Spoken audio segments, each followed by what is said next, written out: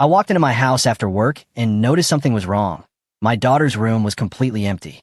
My wife said, "She's staying with my mom now." My mother-in-law smiled like she planned it, and my sister-in-law kept stripping the room. They thought I'd accept it. They had no idea what I was about to do.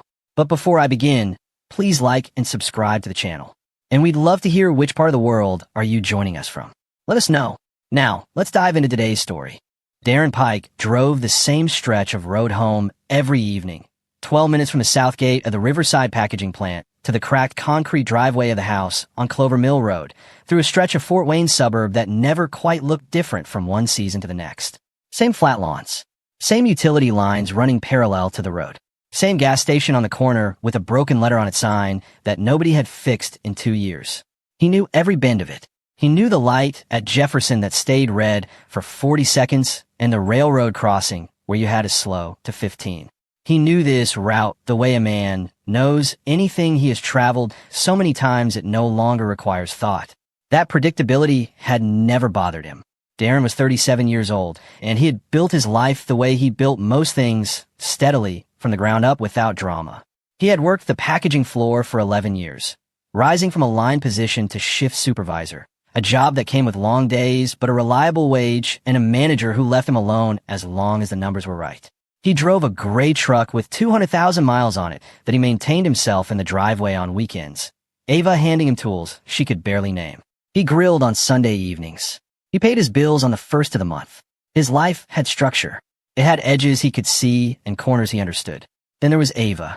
His daughter was 8 years old and entirely herself.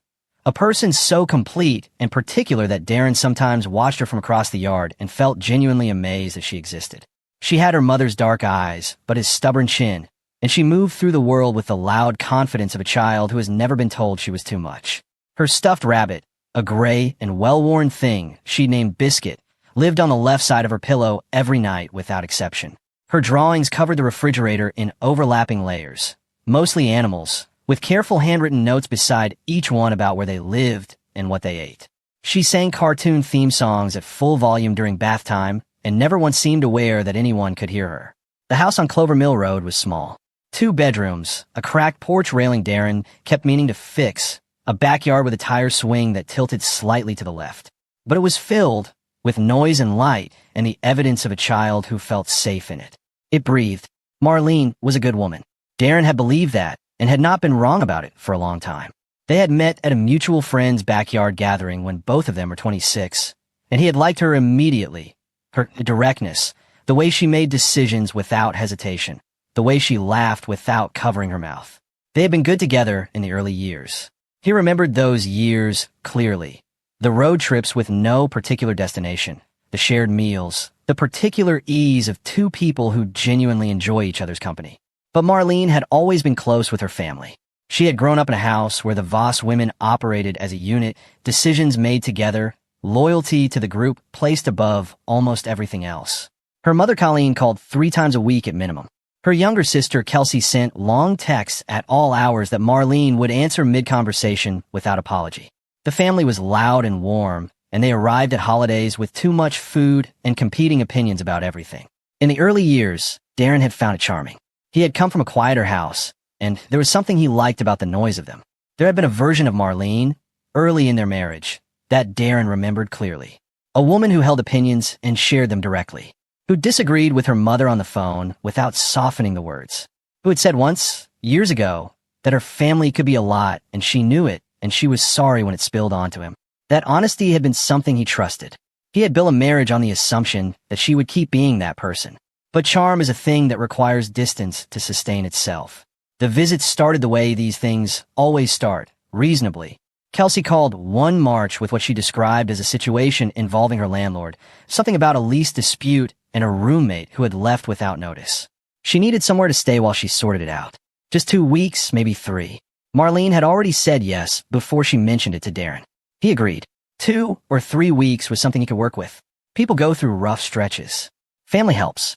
But 3 weeks became 6. 6 became the end of summer. A second bag appeared in the hallway beside the coat rack. Then a plastic tote with a broken handle that no one moved. The situation became a series of situations. The new apartment that fell through, the deposit that disappeared, the roommate arrangement that didn't work out. each one reasonable on its surface, each one followed by another one. Darren came home one Thursday evening after a long shift and found Kelsey on the living room couch, remote in hand, television up, watching something with the ease of a person who has decided this is her space. She looked up at him in the way a person looks at someone who has just walked through their front door. "Hey," she said, and looked back at the screen. Marlene came out of the kitchen with a dish towel in her hands. She gave him the quick smile she gave him when she wanted the temperature in the room to stay level. "How was work?" "Long." He set his keys on the counter, looked at the couch, looked at his wife. "How much longer is she staying, Marlene?" "Soon," Marlene said, in the tone of someone who has thought about this less than they should have. "She's working on it." He nodded. He heated a plate and ate at the kitchen table while the television noise from the living room competed with the sound of Ava's splashing in the bath upstairs. He told himself that soon was a number he could live with, but he was already beginning to understand that the word didn't mean the same thing to Marlene that it meant to him. It was a Tuesday in October. He remembered the day clearly because he'd had a union. Walked through at the plant that morning that had put him behind schedule, and he didn't make it home until nearly 6:30. He pushed through the front door tired and carrying the specific flatness of a day that had demanded too much of him for too little result. Ava was on the living room couch, both feet tucked beneath her, biscuit held against her chest, with both arms. She wasn't watching anything. She wasn't reading. She was sitting in that particular way children sit when they're trying to make sense of something that hasn't been explained to them yet. He stopped in the doorway. "Hey, kiddo." He kept his voice light. "Why are you out here?" She looked up at him. There was a pause, barely a second, but a second that held more information than a full sentence. "Aunt Kelsey is using my room." Darren went still. "What do you mean using it?" "She moved her stuff in there. She's sleeping in there now." He walked past the couch and down the narrow hall. Ava's bedroom door was closed. From the other side of it, he could hear a low murmur. Kelsey's voice, a phone call, unhurried. He stood in front of that closed door for a moment, long enough to be sure of what he was hearing. Then he turned back toward the kitchen, where Marlene was at the stove with her back to him, stirring something in a pot. "Marlene." She didn't turn around. "I know what you're going to say. Tell me what happened with Ava's room." Kelsey's back was hurting on the couch. She needed a proper place to sleep, so you gave her our daughter's room. "It's just for now. Ava can sleep with us in the meantime. She's 8 years old. It's temporary, Darren." The spoon kept moving. "It's not a big deal." He looked at the back of her head, at the way her shoulders were slightly raised, the small physical language of someone who knows what they're saying isn't right, but has decided to hold the position anyway. He opened his mouth, and then Kelsey came out of the hallway with her phone, pressed to her ear. She passed within 2 feet of him and raised one finger, a single gesture, requesting patience, and disappeared into the bathroom. Darren stood in the kitchen and said nothing. That night, he sat on the edge of the mattress on the floor where they'd made Ava a sleeping spot with a folded comforter and her pillow. He read her 2 chapters of the book they were working through, about a girl who finds a door in the back of a closet leading somewhere else. Entirely, he tucked the blanket up to her chin and kissed her forehead. "When do I get my room back?" she asked. He smoothed her hair back. "Soon," he said. "That's what Mom says too. It'll happen, kiddo. I promise." She looked at him with careful dark eyes, assessing, patient, deciding to believe him. Then, she closed them. He lay awake that night for a long time. The room was wrong in ways that went beyond the logistics of it. Ava's breathing on the floor beside the bed.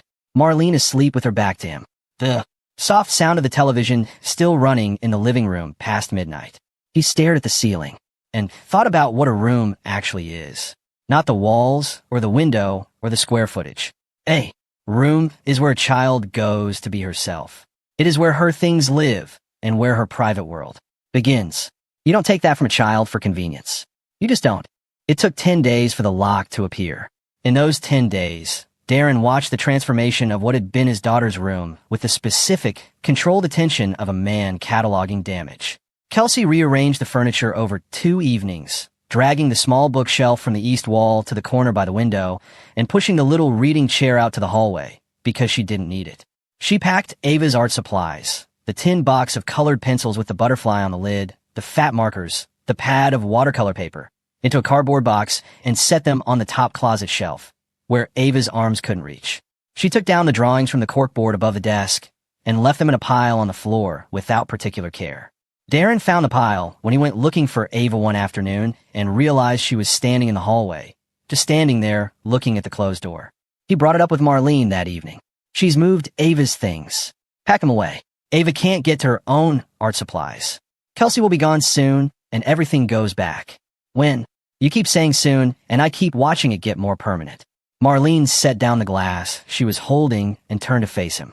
She had the expression she wore when she thought he was making something larger than it needed to be. You're catastrophizing, Darren. I'm watching our daughter get pushed out of her own room, he said quietly. That's not catastrophizing. That's just watching. She didn't answer. The lock appeared on a Thursday. A simple hook and eye latch, the cheap hardware store kind, screwed into the door frame on the outside. Darren stood in the hallway and looked at it with his arms at his sides. He found Marlene in the bedroom. There's a lock on the outside of Ava's door. Marlene looked up from her phone. She just wants some privacy. It's a lock on the outside. It keeps Ava out. It keeps her daughter out of her own room. So Ava doesn't wander in and bother her. That is Ava's room, he said. The only person that lock should be keeping out is people who don't belong in there. Marlene closed her eyes briefly. I'll talk to Kelsey. But she didn't. Or if she did, nothing changed. He watched Ava after that with the close attention of someone tracking something that matters. The singing during bath time stopped sometime in the second week. The refrigerator drawings, she had been adding a new animal every few days, stopped appearing. She no longer asked to kick the soccer ball in the backyard after dinner. She ate with her eyes mostly on her plate, and when Kelsey or Colleen spoke to her, she answered with the minimum number of words. She was folding herself smaller. A child learns to take up less space when less space is what she has been given. One night, Darren was passing the bedroom when he heard it. Just a soft sound, barely audible through the door. He pushed it open quietly. Ava was lying on her side on the folded comforter, facing the wall. Her shoulders rose and fell with slow, careful breaths. She was trying to cry without being heard. That particular kind of crying that is worse than the loud kind because it means the child has already learned that some pain should be kept quiet. Darren sat down on the floor beside her. He put his hand on her back. Hey, I'm here.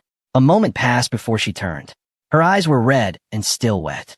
She told me I can't go in anymore, Ava said. She said it's her room now. She said if I knock again, she'll throw my stuff in the trash. Darren kept his hand on her back. He kept his face level and his voice steady, though what was happening behind it was neither of those things. That room is yours. Everything she told you is wrong. She has a lock. I know. Ava looked at him. There was something in her expression that went beyond confusion, beyond simple hurt. It was the look of a child who is beginning to understand that adults can fail the basic job of protecting them. That the people who are supposed to fix things can choose, instead, to allow them. Why does a mom make her stop? She asked. He did not have an answer for that. Not one that would have helped. I'm going to fix this, he told her. Okay, I'm going to fix this. She nodded. She pressed closer to him, and he stayed on the floor beside her until her breathing steadied and slowed into sleep. Sitting there in the dark with his daughter's warmth against his side, Darren felt something settle inside him. Not the hot, immediate version of anger that rises and passes. Something colder and more durable. A decision that didn't need a name, just a direction. He had been patient. He had told himself the situation would resolve. He had trusted that Marlene would see what was in front of her and choose the right thing. He had been wrong about that. And now he understood, with absolute clarity, that no one in this house was going to fix things except him. Colleen arrived on a Friday evening with 2 suitcases, a large cardboard box of kitchen items she said she might as well bring, and the energy of someone who believes they are arriving not as a guest, but as a correction. She moved through the front door of the house on Clover Mill Road with the practiced ease of a woman who has walked into other people's spaces her entire life and never once considered that her presence might not be an improvement. Darren had known it was coming. Marlene had mentioned it earlier that week in the offhand way. She had begun to deliver information she knew he wouldn't like, briefly, without eye contact, framing it as a settled fact rather than something that could still be reconsidered. Her mother was going through a difficult stretch. She needed a change of scenery. It would only be for a little while. Darren had said nothing. He was learning the particular discipline of saying nothing when there was nothing useful left to say. Colleen was in her early 60s. A compact woman with close-cut gray hair and a voice calibrated about 20% louder than whatever room she was in. She had opinions about everything and an inability to hold them back. Within the first hour of her arrival, she had rearranged the spice rack from Marlene's alphabetical order into what she called logical groupings, surveyed the living room furniture, and announced the couch should face a different wall, and come out to the back porch where Darren was standing with a cup of coffee to tell him that the grill was rusting. He looked at her, then at the grill, then back at her. Evening, he said. She nodded once, as if making a point, and went back inside. With Colleen and Kelsey both occupying the house, a new system of authority installed itself over the following days. It hadn't been planned. It had grown the way invasive things grow, finding available space and filling it. The two of them began making decisions about Ava that had never been theirs to make. What she ate at dinner, whether she had had enough, when she was allowed to be excused from the table, whether the clothes she chose for school were appropriate or needed to be reconsidered. Colleen had a philosophy she called structure. She used the word constantly. It justified interrupting Ava mid-sentence to correct her posture, telling her to slow down when eating or hurry up when Colleen was waiting, sending her to wash her hand a second time because the first pass hadn't been thorough enough. Kelsey backed her up without exception, as if backing Colleen was the factory setting of their relationship. Darren watched from across the dinner table and kept his hands flat on his thighs. It came to a head on a Wednesday evening. Darren had brought home a piece of chocolate from his coat pocket. A single square wrapped in foil, the kind he had been bringing Ava since she was small enough to only hold one. He passed it to her across the table. Just a small thing. A habit. The kind of gesture that builds meaning slowly over years. Don't spoil her, Colleen said from across the table. The words came without pause, without invitation. Children that age shouldn't receive treats for nothing. Darren looked at her. She's 8. Exactly. Old enough to understand that things are earned. She doesn't have to earn something from her father. Colleen made a sound through her nose. Patient, practiced, the sound of someone who has managed difficult conversations for decades. You're too easy on her. She needs to learn that the world doesn't hand things out. Kelsey glanced up from her plate. She needs to learn she's not the center of everything. The table was quiet. Ava had stopped eating. She was looking at her fork. Darren put the piece of chocolate on her plate. Ava, he said, you can have it. Colleen exhaled through her nose again. Kelsey looked at Marlene with the expectation of backup. Marlene was looking at her dinner. That was the pattern that troubled Darren more than anything Colleen or Kelsey said or did on their own. Marlene's silence.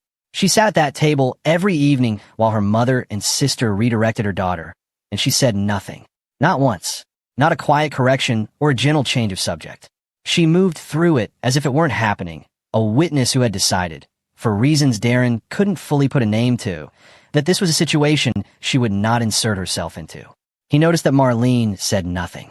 Not to her mother, not to her sister, not in defense of her daughter. She moved through the house like a satellite pulled by the gravity of whatever Colleen and Kelsey decided, adjusting her behavior to match theirs without appearing to notice she was doing it. She was present at the table, present in the room, but never quite present in the conversation when it mattered. When Colleen criticized something Ava did, Marlene nodded. When Kelsey corrected the girl's speech or dismissed one of her stories, Marlene smiled faintly and looked at something else. Darren watched it most carefully of all, because whatever Colleen and Kelsey were doing to Ava, Marlene was allowing. And there is a difference between the person who causes harm and the person who decides not to stop it. That difference had a name, and he had been careful not to say it out loud yet. But he was thinking it. He raised it at night, in a low, careful tones, a couple uses when they don't want to be heard through walls. Your mother lectured Ava at dinner again. Marlene lay on her back looking at the ceiling. She doesn't mean anything by it. It doesn't matter what she means. It matters what she does. You always make it bigger than it is. I'm watching our daughter shrink at her own dinner table, he said quietly. That's not big or small. That's just what's happening. Marlene turned on her side. A long pause. I'll talk to her. You keep saying that. She didn't answer. He lay in the dark afterward, listening to the house. The television still on in the living room past 11. The murmur of Colleen and Kelsey's voices. The sounds of a home that no longer entirely belonged to the people who owned it. He thought about the word Marlene had almost used earlier that night. She had started to say in her own, before catching herself. Her own what? Had Colleen's presence made this house feel like Colleen's territory, even Marlene? He turned that question over for a long time and did not find a comfortable answer. The Saturday it happened was early spring, cold when the wind picked up, almost warm when the sun held steady, a high pale sky with fast-moving clouds. Darren had gone into the plant for a half shift, covering for a colleague named Phillips who had been out sick 2 days running. He didn't mind the weekend hours usually, but that morning he moved through the work with a low, nameless unease he couldn't trace. Something sitting wrong at the back of his mind. He finished early and didn't wait around. He stopped at the deli near the highway exit and picked up 2 sandwiches, turkey on wheat for himself, and the small grilled cheese Ava always ordered on Saturdays, and drove home thinking about whether they could get to the hardware store that afternoon for the hinge on the back gate. He heard it before he reached the front door. Not loud, just the specific, low sound of a child crying. That particular frequency that cuts through everything else that a parent's whole system is tuned to find from any distance. He had the key out and the door open in under 3 seconds. The hallway. Ava was on the floor, sitting against the wall with her back against the baseboard, her right arm cradled in her left hand. Her face was wet. She looked up at him with the expression of a child who has just been told that what happened to them doesn't count. Kelsey was standing in front of the bedroom door. Her arms were crossed. The door was open behind her. Darren set the bag on the floor. What happened? His voice was completely flat. I told her not to come in, Kelsey said. She doesn't listen. He moved past Kelsey and crouched in front of Ava. He set his hand gently on her knee. Hey, look at me. She looked up. Where does it hurt? She held out her right arm. There was a red mark running from just below her elbow toward her wrist, raw and bright against her skin, impact skin, the kind that comes from a body hitting a hard edge. He touched it lightly with 2 fingers. She flinched. He saw the flinch and kept his face neutral because she was watching his face. Does it hurt a lot? She nodded once, pressing her lips together, trying to hold the next cry behind them. The trying to hold it, went somewhere in him that would not let go. He stood back up slowly. He turned to Kelsey. She was still in the doorway, still with her arms crossed. She had the specific look of someone who has done nothing wrong and is mildly inconvenienced at being asked to explain themselves. You pushed her, he said. I moved her out of my doorway. She fell because she grabbed the frame. She's 8 years old. This is her room. It's not her room, said with the flat certainty of someone stating a fact about the weather. She knows that. She just wouldn't stay out. He looked past Kelsey then, because he heard movement at the far end of the hall. Marlene was standing at the kitchen doorway. She had a dish towel in both hands. She had been standing there long enough to have seen what she was seeing. She was looking at Ava on the floor. She was looking at the mark on Ava's arm. She was looking at her sister in the doorway with crossed arms. And she was not saying a single word. That image, Marlene standing in the kitchen doorway with that dish towel, looking and not moving, would stay with Darren longer than anything else from that day. Longer than the mark on Ava's arm. Longer than Kelsey's crossed arms. It was the clearest thing that happened in that house in months, and it was made entirely of silence. He picked Ava up off the floor. She put both arms around his neck and pressed her face into his shoulder, and he carried her to the kitchen and set her at the table. He ran cold water over a cloth and held it against her arm, gently, steadily. He kept his voice low. You're okay, he said.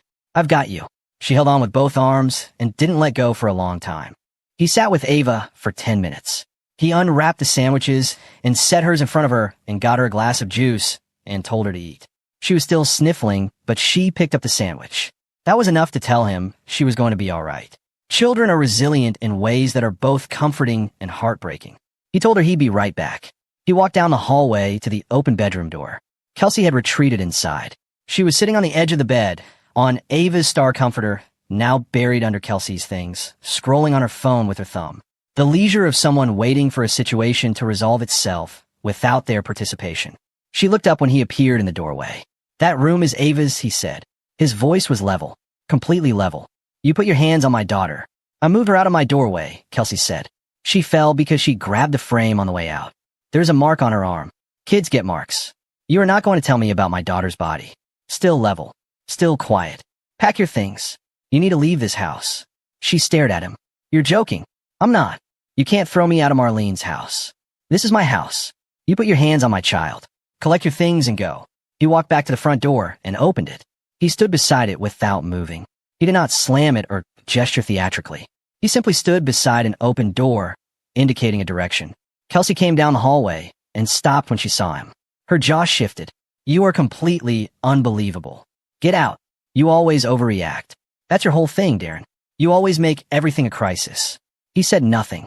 He did not move. Then Colleen appeared from the living room. She had been close enough to hear all of it and had decided the moment had arrived for her involvement. Her expression was the one she wore when she had concluded something was her business.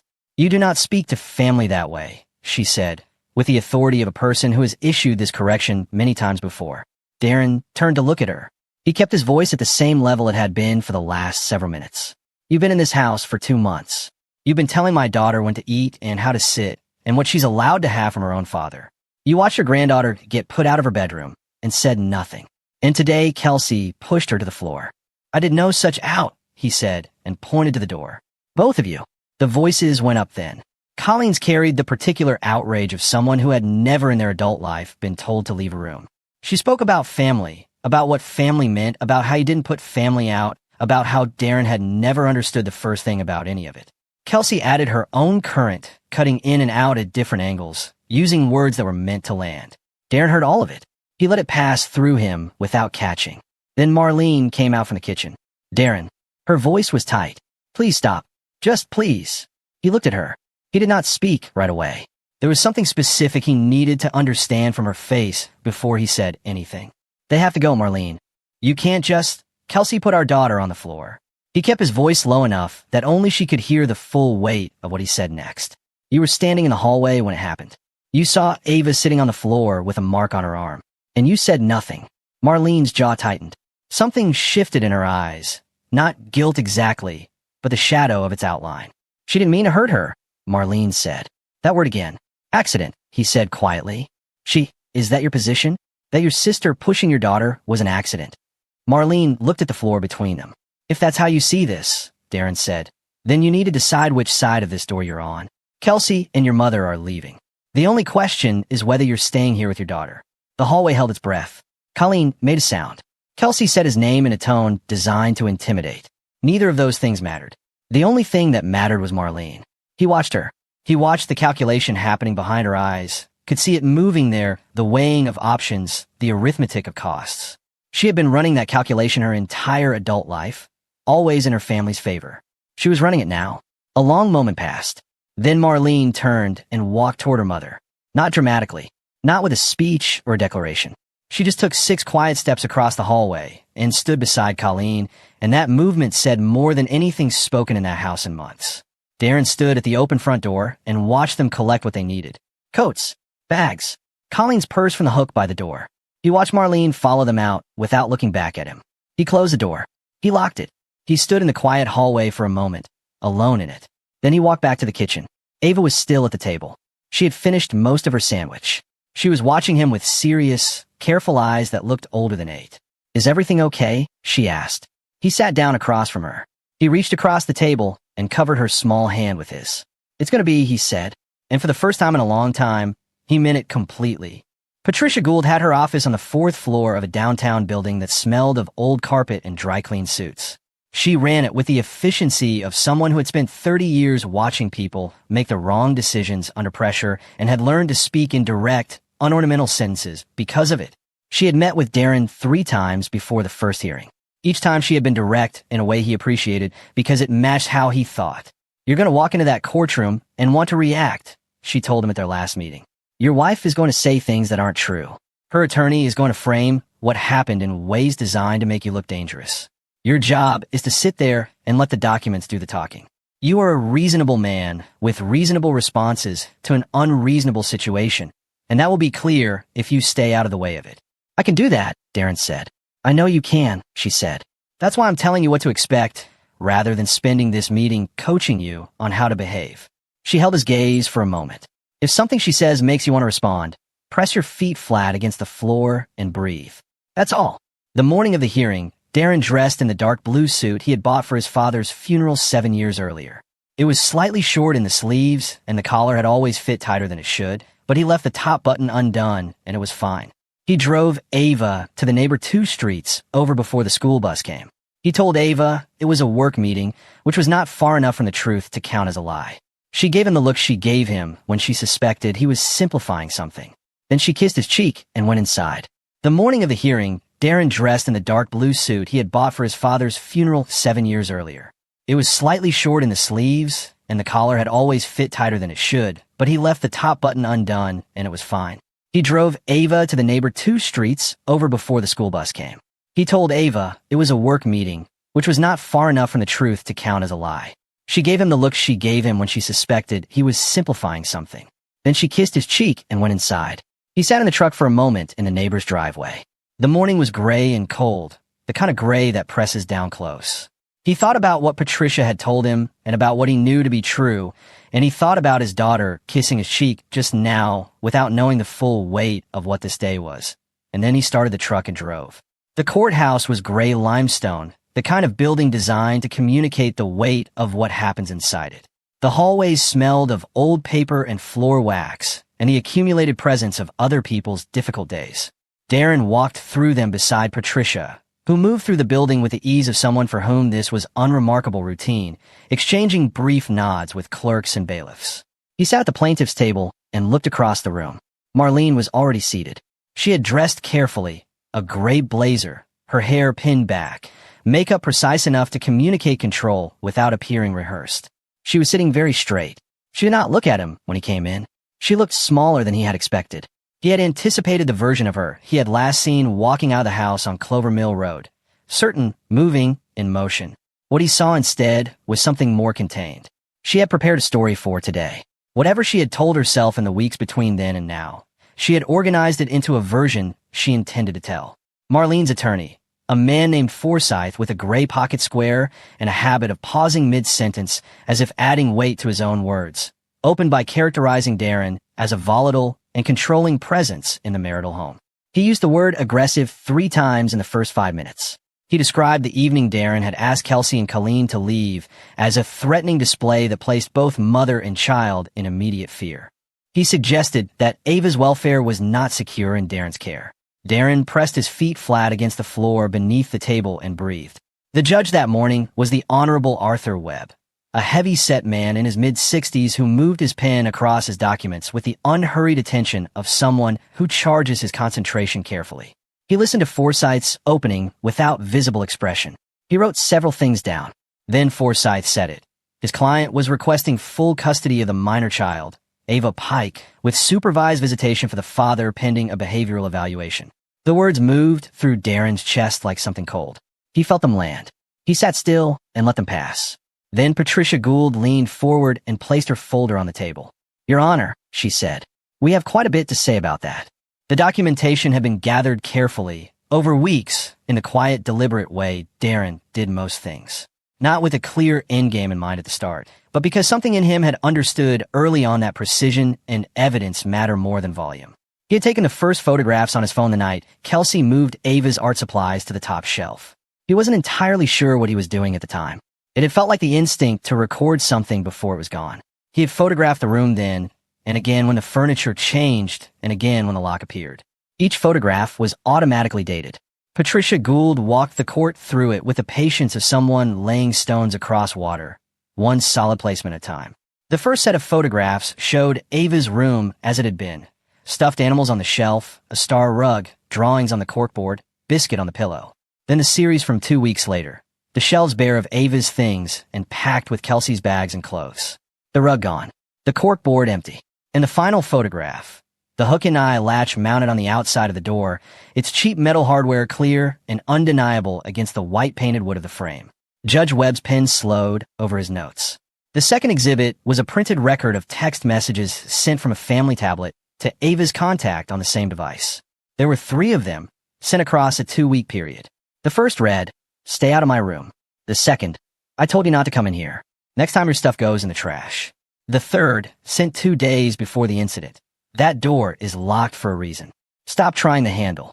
The judge looked at those for a long moment. Then he picked up his pen and wrote something. The third piece of evidence was a report from Dr. Nina Howell, the pediatrician at the clinic where Ava had been a patient for 5 years. Darren had taken Ava in on a Monday, 3 days after the incident, framing it as a general wellness visit. Dr. Howell had examined Ava's arm, documented a contusion consistent with impact against a hard surface, and noted in the patient statement section the child's own account of what had happened. The report was clinical and careful, and it used the word pushed once. The room was very quiet. Then Patricia set the final exhibit on the table. She allowed a moment of silence before speaking. "Your Honor, the minor child provided a recorded statement to a family welfare counselor 10 days ago. With the court's permission, a small speaker was placed on the table. Someone pressed play. Ava's voice in that courtroom was small and perfectly clear. Darren had heard that voice every day for 8 years. He knew its rhythms, its pauses, the specific way it went slightly higher when she was uncertain. He pressed his feet flat against the floor. The recording had been made in a welfare counselor's office with a soft chair and a box of crayons on the side table. A gentle woman who asked questions the way good counselors ask children questions, slowly, without pressure, without suggesting any particular answer. "Can you tell me what happened to your arm?" the counselor asked. "She grabbed me and pushed me," Ava said in the recording. "I fell against the door frame." "Did that hurt?" "Yes." "Was anyone else there when it happened?" "My mom was in the hallway." "What did your mom do?" A pause, longer than the others. The particular silence of a child deciding whether to say the true thing. "She didn't come," Ava said. "She just stood there." The speaker was turned off. The courtroom remained completely still for a moment. Darren stared at his hands flat on the table. He did not let his expression change, but something along his jaw tightened once involuntarily, and it took him a full breath to release it. Across the room, the careful, composed look Marlene had carried in that morning had cracked along one edge. Not dramatically, not with visible distress. Just a single visible shift, the expression of someone whose prepared story has met the story that evidence tells, and discovered the two are not the same. Her attorney leaned over and spoke to her quietly. She looked down at the table. Judge Webb removed his glasses, cleaned them deliberately with the cloth from his breast pocket, and put them back on. He looked at the documents before him for a measured time. Then he looked up at the courtroom. He had heard what he needed to hear. Judge Webb did not rush. He went back through the evidence himself, asking Patricia Gould and Forsyth several clarifying questions, reviewing the documentation in his own time. He asked whether the text messages had been sent from a device registered to the household. He asked whether the child's mother had been made aware of their content. He read the pediatric report a second time and asked about the timeline between the injury and Dr. Howell's examination. Colleen was in the gallery, 2 rows behind Marlene's side. She had chosen her seat with the focused attention of someone who expects her proximity to matter. When the judge reviewed a section of Patricia's summary that described the minor child as having been systematically displaced from her own bedroom by an unauthorized occupant, Colleen leaned forward. "That is not an accurate description of..." Judge Webb looked up from his papers. He did not raise his voice. "Ma'am," he said, "you are seated in the gallery of an active proceeding. You have not been called as a witness. You are not a party to this case. If you speak again without invitation, you will be removed from this courtroom. I will not repeat that." The gallery went completely still. Colleen sat back. Her face held the particular expression of someone to whom this kind of thing has genuinely never happened before. When Judge Webb spoke at length, it was in the measured, careful cadence of a man who understood the weight of the words he was choosing. He said that the evidence before the court told a story that was troubling not in its complexity, but in its simplicity. An unauthorized adult had been allowed to displace a minor child from her own bedroom. That same adult had communicated to the child in writing that she had no right to her own space. And that adult had ultimately used physical force against the child, resulting in a documented injury. He said that the mother's failure to intervene, documented both in the child's own recorded words and in the absence of any protective action following the injury, was a matter the court viewed with serious concern. "The court finds," he said, "that the respondent failed in her fundamental responsibility to protect her child's safety and well-being within the marital home. Primary physical custody of the minor child, Ava Pike, is awarded to the petitioner, Darren Pike, effective immediately. The respondent will have scheduled visitation, the terms of which will be determined at a subsequent hearing pending a welfare evaluation." Marlene said something, very quietly. The word what? Her attorney's hand was immediately on her arm. "Mrs. Pike," Judge Webb said, looking at her directly, "the court has reviewed all available evidence and heard from both parties. This is not a close decision." Her expression did not collapse. She was not someone who fell apart in public. But the story she had walked into that courtroom with was no longer intact, and it showed in the set of her mouth and the downward shift of her eyes. Patricia Gould placed her hand briefly on Darren's forearm after the gavel came down. "Well done," she said simply. He nodded. He sat for a moment before standing, letting the weight of what had just been decided settle properly. For him, and more importantly, for Ava. He looked across the room at Marlene one time. She was listening to her attorney with her head slightly down. She looked like someone who had arrived somewhere they had not planned to arrive. He felt no satisfaction in that. He felt no pity, either. He felt the clear, settled recognition of a thing being exactly what it was. He picked up his folder. He stood. He walked out. He picked up his folder. He stood. He walked out. In the hallway outside the courtroom, the noise of the building returned, Footsteps, a distant phone, someone speaking at a clerk's window down the corridor. Darren walked through it without stopping. He had expected to feel more in this moment. Some release, some surge of something. What he felt instead was very quiet and very steady. Like the moment after a long piece of work is finally done and what remains is just the work itself, solid and complete. The sky outside was overcast, the air still holding the last cold edge of late winter. He stood on the courthouse steps and breathed it in. The ordinary smell of a city afternoon, real and plain. Then he took out his phone and called the neighbor where Ava was waiting after school. "She's fine," the neighbor said. "She's been helping sort the garden seeds. Do you want to talk to her?" "Yeah," Darren said. "Yeah, I do." The house on Clover Mill Road got itself back. That was how Darren thought about it.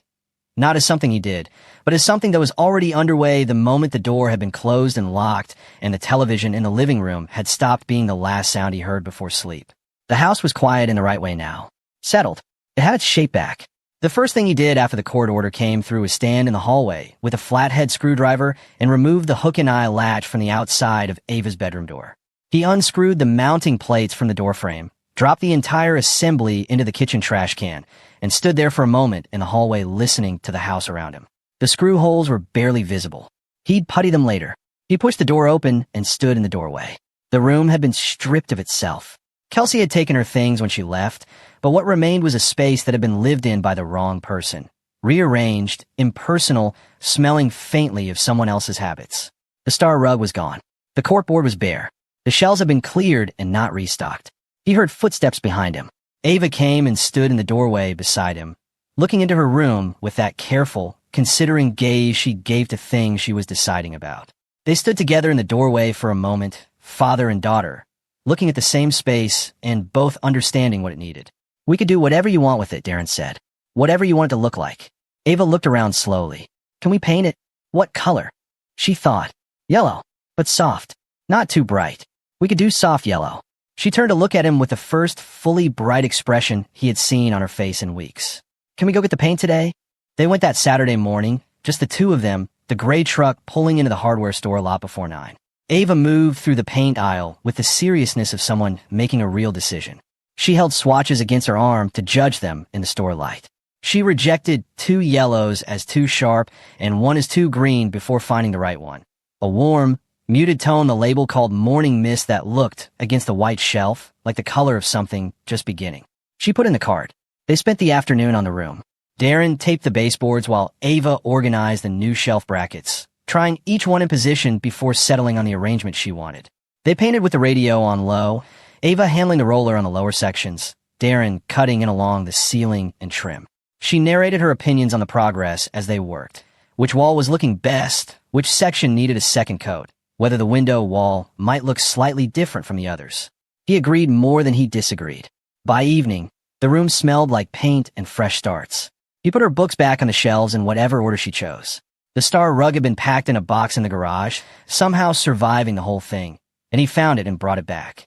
Biscuit returned to the left side of the pillow. She put a new drawing on the corkboard, a detailed red fox with notes beside it about what foxes ate in winter, and stood back to look at it with visible satisfaction. "Better," she said. "Much better," he agreed. Life returned to its rhythms. The same morning schedule. Homework at the kitchen table. Soccer practice on Tuesdays. Hardware store on Saturdays. Sunday grilling when the weather held. He fixed the back gate hinge. He fixed the cracked porch railing he'd been putting off for 2 years. He went at the tire swing on a quiet Sunday afternoon, adjusting the hang angle that had always tilted it slightly left. Ava came out from the porch while he was working, holding an apple with both hands. "You need to go more to the right," she said. "I've got it." He worked for another minute. She watched. "Still crooked," she said. He stepped back and looked at the swing. He looked at the angle of the rope against the branch. He pressed his lips together. "A little," he admitted. She grinned, the full, unguarded grin, and he pulled her into a sideways hug with one arm, and she leaned into it and laughed, and the sound went out into the afternoon yard and stayed there. He thought, in that moment, about how easily that sound could have been taken from him. How close things had come to a version of this story where Ava woke up somewhere else, laughed somewhere he couldn't hear it. The thought didn't land with panic. It landed with something heavier and slower, a deep, clear understanding of what had been at stake and what he had done to protect it. He didn't stay in it long. There was dinner to make and homework to check and Tuesday practice to plan for. He got back to it. One evening some weeks later, Ava came looking for him in the kitchen after dinner, still in her school clothes, biscuit tucked under one arm out of old habit. She crossed the kitchen and put both arms around him. Not the passing, distracted hug of a child already moving toward the next thing. A real one, the kind where she pressed her face against his side and held on. "Thank you," she said into his shirt. "For what, kiddo?" She was quiet for a moment. "For not letting them take my room," she said. "And for everything after."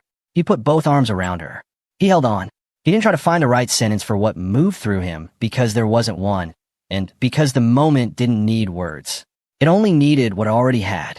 The collapse of the arrangement at Colleen's house was not dramatic. That perhaps was the most telling thing about it. Marlene, Colleen, and Kelsey moved into Colleen's house in the subdivision on Fort Wayne's west side after the departure from Clover Mill Road. For a while, by what Darren understood from things Ava mentioned without being asked, the three of them maintained the collective certainty of people who believe they have been wronged by someone else. That kind of certainty requires an external cause to stay unified. Without Darren's house as territory and his resistance as opposition, the dynamics that had held them together began to do what unsupported structures do. Colleen had always had opinions. Without Darren and his household as a shared project, those opinions turned inward. She had views about Kelsey's life choices. She had views about how Marlene was handling the custody situation and its aftermath. She had views about the timeline, the decisions, the future. She expressed them freely, as she always had, except now the audience was smaller and the exit options were fewer. Kelsey, for her part, had never been good at receiving criticism from anyone, including her mother. The small house with its three strong-willed personalities began to fill with a different kind of tension. The friction of people who had been held together by external pressure and who discovered, once that pressure was gone, that they did not actually get along the way they had believed.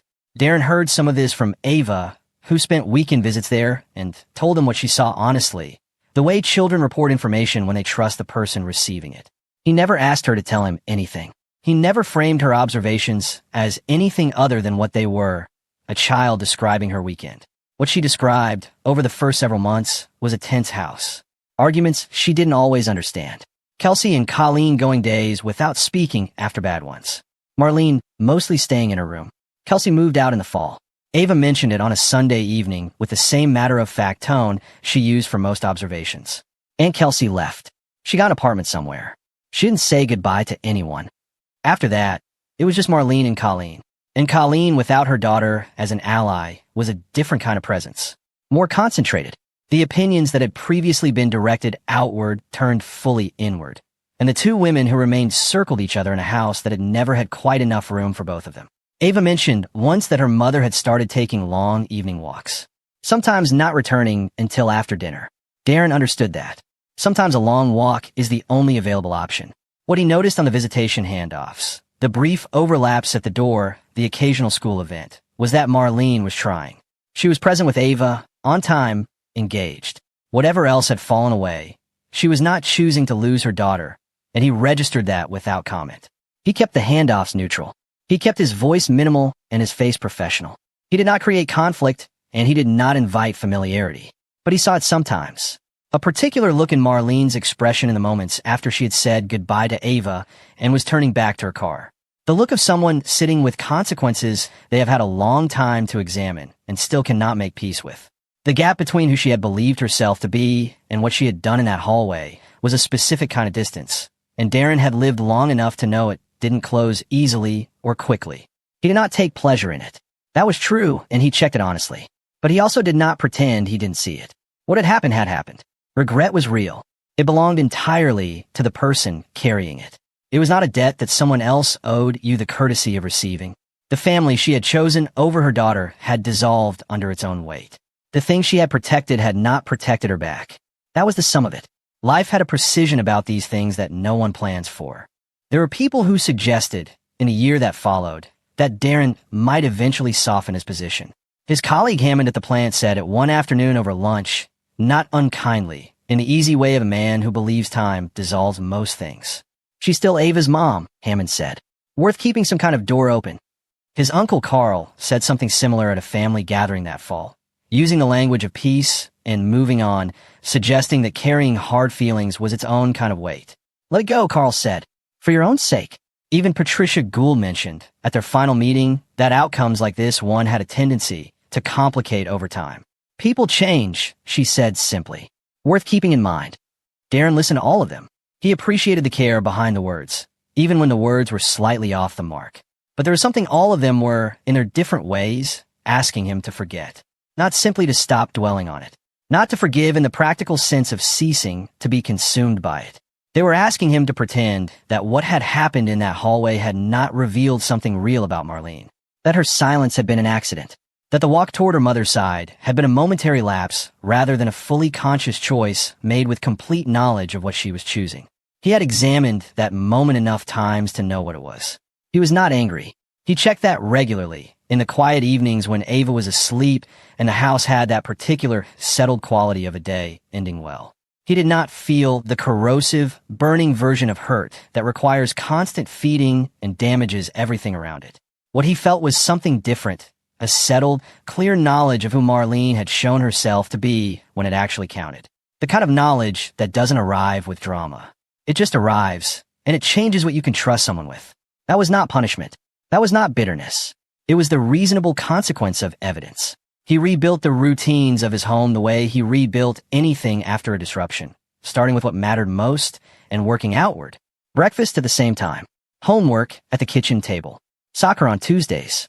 Hardware store on Saturday mornings. Ava almost always coming along because she liked choosing parts even when she had no idea what they were for.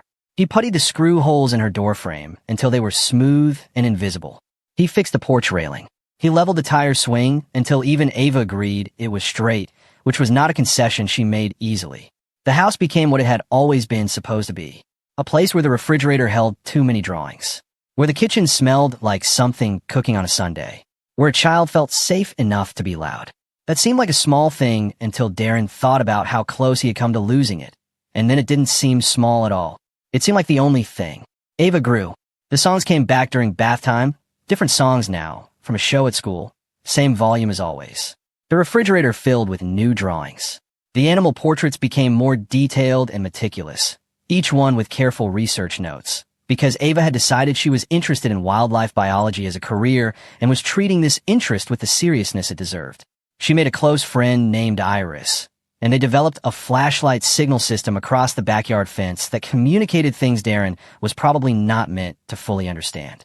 When Ava asked about her mother, and she did, as children do, working patiently to understand where all the pieces fit, Darren answered honestly and without editorializing.